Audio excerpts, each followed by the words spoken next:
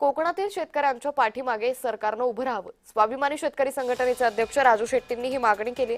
अर्थसंकल्पात आंबा काजू उत्पादकांना नुकसान भरपाई द्यावी, अन्यथा 12 मार्चला मोर्चा काढू असा इशाराही राजू शेट्टी यांनी दिलाय.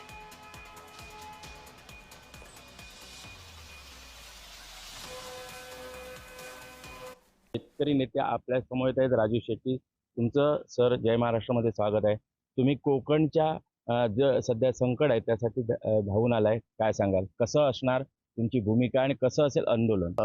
लाखाच्या संख्येपेक्षा कमी संख्या असणाऱ्या उद्योगपतींची 16 लाख कोटीची कर्ज राईट ऑफ केली असं केंद्र सरकार मोठ्या तोंडानं लोकसभेमध्ये सांगतं.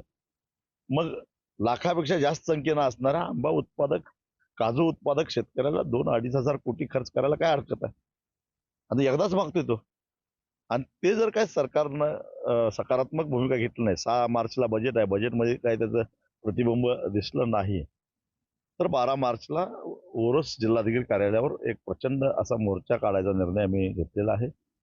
सरकारची भूमिका कशी राहते त्याच्यानंतर ही आंदोलनाची सुरुवात आहे मोर्चानं. त्यानंतर त्या आंदोलनाची तीव्रता आम्ही टप्प्याटप्प्यानं वाढवत नेणार आहोत. आंबा जसा आहे त्या आंबा हा मोठ्या प्रमाणात गल्फ कंट्रीत जातो. सध्या युद्ध आहे, तर युद्धाच्या वेळी काय स्थिती असेल, काय वाटतं तुम्हाला? खरं तर सध्या युद्धजन्य परिस्थिती आखातामध्ये आहे आणि त्यामुळं आंबा निर्यातीला मर्यादा पडणार आहेत.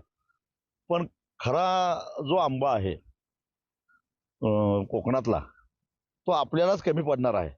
त्यामुळे फार चिंता करायचं काही कारण नाही. आणि व्यापाऱ्यांनी त्याची हवा पालटून जो शिल्लक थोडा राहिला आहे त्याचे भाव पाडण्याचा प्रयत्न करू नये.